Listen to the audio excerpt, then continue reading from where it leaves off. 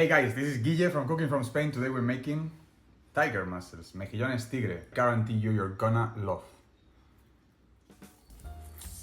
Look what a masterpiece. A rich pack of flavor bechamel with the mussels and some other delicacies from the sea, all coated in its own shell. And the result is this like super cute tapa that is pretty typical from Spain, but it has been forgotten lately. But no problem, here in this video we're gonna learn how to make this. Here's what you need for the recipe of today. Guys, I swear this is the last time I make bechamel in my channel, okay? I have literally 10 videos and in 9 of them I'm making bechamel.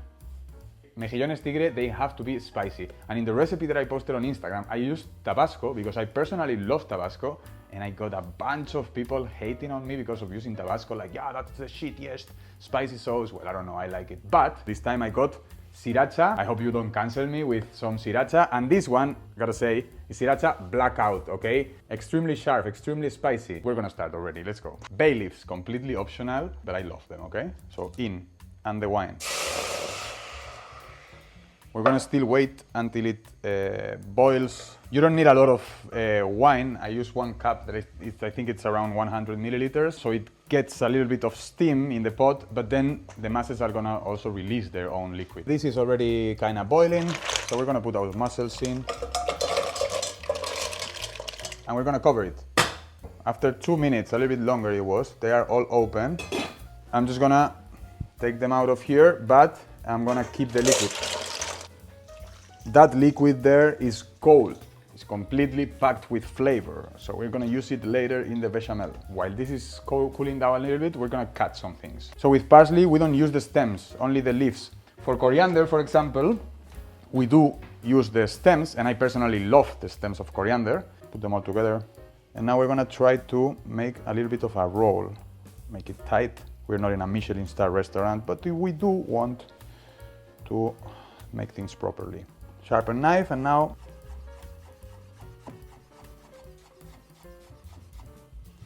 I'm just gonna move it a little bit 90 degrees, more or less, okay? And we go over it one more time. And now, well, just put everything together again and we do a third one. I'm gonna do it one more time. Okay, and this is it. Okay, so we have this ready for later. We're only gonna use actually 150 grams of what's like the mussel itself, and that's around 750 grams of the whole thing when you buy it in the fish market. So this is 1 kilo. I'm gonna be able to eat a couple of them.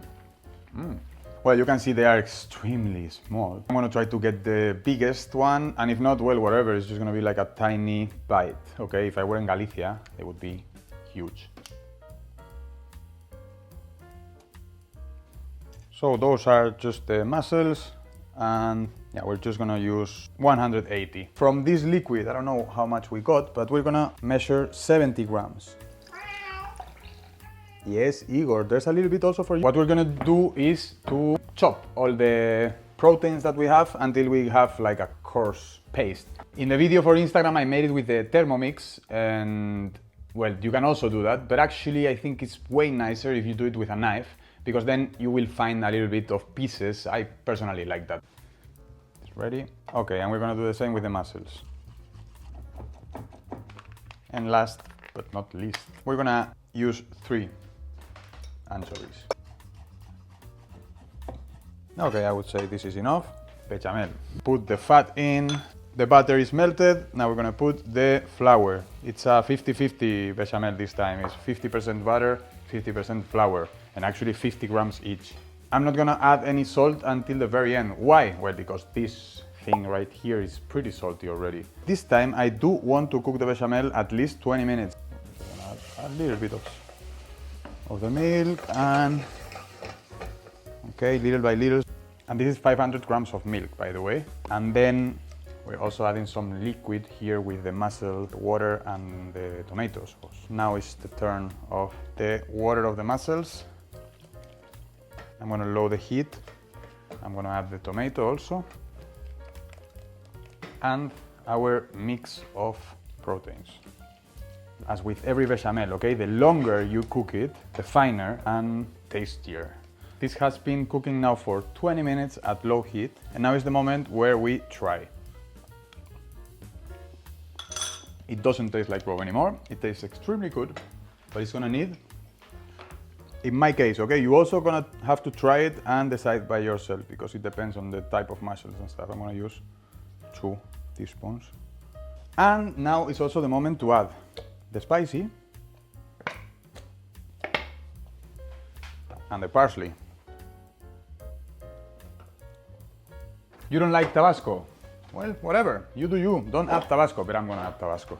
Because to me, tiger mussels have to taste like, I like Tabasco, you know, I don't know why people hate it so much. I love it.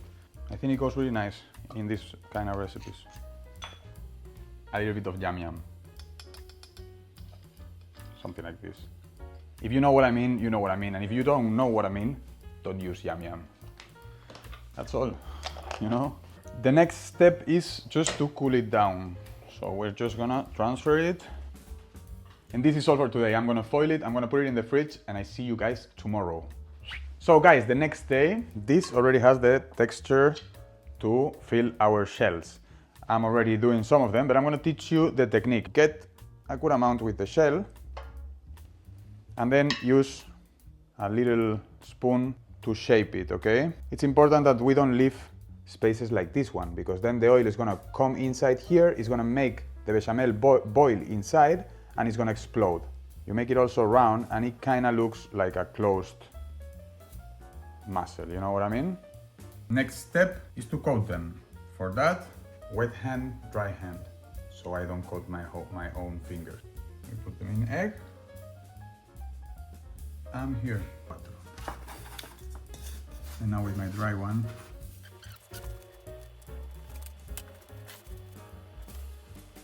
ready. These ones, I'm just gonna cover it and freeze them so I can use them whenever I want. And this one we're gonna fry right now. 43 of really tiny ones. I would say around 30 of big ones if it was the case. 190 degrees and going up, in, okay, down. And it takes, yeah, no longer than 1 minute.